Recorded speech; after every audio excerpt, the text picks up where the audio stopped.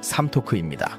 여러분, 어제 오늘 뉴스 보시고 속 많이 뒤집어지셨죠? 네, 저도 그랬습니다. 우리 민주당의 원내 사령탑 김병기 원내대표 가족의 병원 특혜 의혹, 일단 MBC 단독 보도로 아주 적나라하게 까발려졌습니다. 내용 보니까 어떻습니까? 기가 막히죠?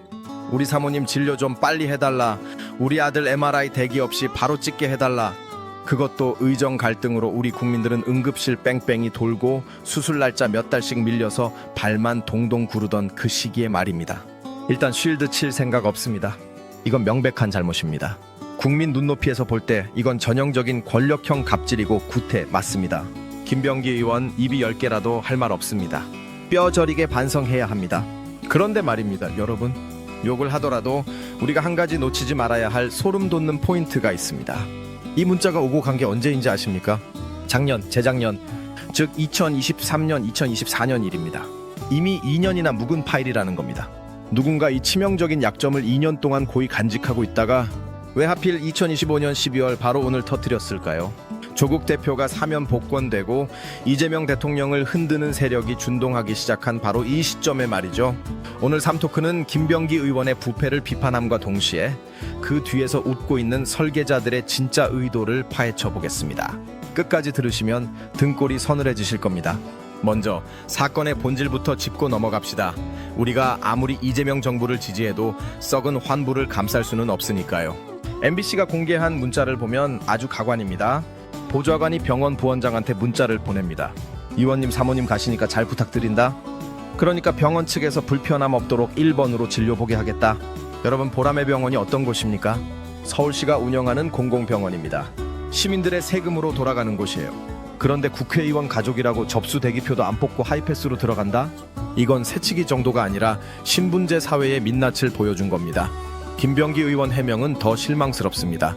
보좌관이 알아서 했다. 의전이라는 용어는 부적절했다. 전형적인 꼬리 자르기죠. 보좌관이 미쳤다고 시키지도 않은 짓을 병원 부원장한테 합니까? 이건 김병기라는 정치인의 도덕적 감수성이 얼마나 무뎌졌는지를 보여주는 증거입니다. 이재명 대통령에게 지금 가장 필요한 건 윤석열 정부와 맞서 싸울 깨끗하고 날카로운 칼입니다. 그런데 그 칼인 원내대표가 녹이 세울었습니다. 자기 가족 챙기느라 이가 빠졌습니다. 이런 장수로는 전쟁 못합니다. 이건 냉정하게 인정해야 합니다. 자, 이제부터가 진짜입니다. 도덕적 비판은 이쯤 하고 정치공학의 세계로 들어가 봅시다. 김병기 의원 어떤 사람입니까? 기억하시는 분들 계실 겁니다. 2016년 총선 때 당시 문재인 대표가 직접 영입한 인재 영입 케이스였습니다. 국정원 인사처장 출신으로 문재인 전 대통령의 신임이 아주 두터웠던 그야말로 문재인의 남자로 정치 인생을 시작했습니다. 그런데 정치가 참 비정합니다. 시간이 흘러 지난 2024년 총선, 이재명 대표 체제에서 김병기 의원은 어떤 역할을 맡았습니까? 바로 수석 사무부총장 겸 후보자검증위원장. 이 직함이 뭘 의미하는지 아십니까? 바로 공천학살의 칼잡이입니다. 당시 친문 기득권을 청산해야 한다, 비명계는 물러나라면서 수많은 친문 의원들이 컷오프 공천 탈락 당했습니다. 그 명단을 짜고 그들의 목을 치는 실무 총책임자가 누구였냐? 바로 문재인이 데려왔던 김병기였습니다. 비유적으로 친문 세력, 즉 성골들 입장에서 봅시다. 자기 죽은 문재인이 데려와서 배지 달아줬더니 이제는 주군을 따르던 동지들의 목을 치는 저승사자가 되어 나타난 겁니다. 그들의 눈에 김병기 의원이 어떻게 보였을까요? 단순한 이재명의 측근? 아닙니다. 메신저. 뼈와 살을 분리하고 싶을 만큼 증오스러운 유다였을 겁니다. 여기서 타이밍의 미스터리가 풀립니다. 이 문자가 2023년, 2024년에 오고 갔다면 그때 터뜨릴 수도 있었습니다. 하지만 누군가는 이 김병기 파일을 서랍 깊숙한 곳에 넣어두고 기다렸습니다. 언제를 기다렸을까요? 김병기가 가장 높은 자리에 올라갔을 때, 그리고 이재명 대통령이 가장 고립되었을 때, 바로 지금입니다. 어제 제가 말씀드렸죠. 광복절 사면으로 조국 대표가 족쇄를 풀고 나왔습니다. 친문 세력은 이제 이재명 대안을 찾기 시작했습니다. 이재명 대통령을 흔들어야 하는데 이재명 곁을 지키는 가장 강력한 호위무사가 누구입니까? 원내대표 김병기입니다. 이 호위무사를 제거하지 않고서는 본진을 칠 수가 없는 겁니다. 그래서 2년 동안 묵혀뒀던 가장 치명적인 도덕성 리스크를 메이저 언론 MBC에 툭 던진 겁니다. 이건 우연이 아닙니다. 내부 사정을 아주 잘 아는 자들, 병원 내부 자료나 보좌관의 문자를 확보할 수 있을 만큼 집요하게 김병기를 추적해온 세력의 기획된 폭로일 가능성이 매우 높습니다. 메시지는 간단합니다.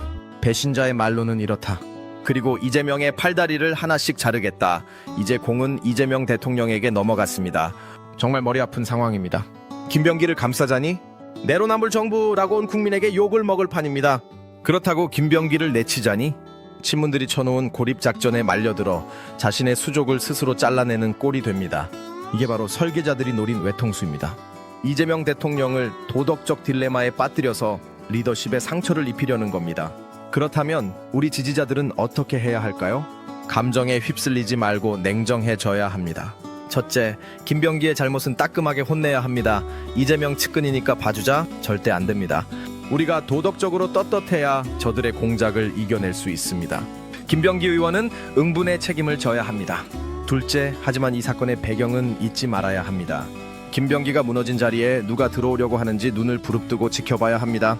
분명히 도덕성 회복을 명분으로 내세우며 친문계나 비명계 인사가 원내대표 자리를 노리고 들어올 겁니다. 그들이 들어와서 당을 장악하고 결국 대통령을 식물로 만드는 그림, 그걸 경계해야 합니다. 정리하겠습니다. 김병기 의원의 특혜 의혹, 부끄러운 일입니다. 변명의 여지가 없습니다. 하지만 그 추악한 문자 메시지가 세상에 나온 타이밍은 더더욱 정치적입니다. 문재인이 영입했지만 이재명의 칼이 되었던 남자, 그 칼이 녹이 슬자마자 기다렸다는 듯이 부러뜨리는 보이지 않는 손. 우리는 그 손의 정체를 의심해야 합니다.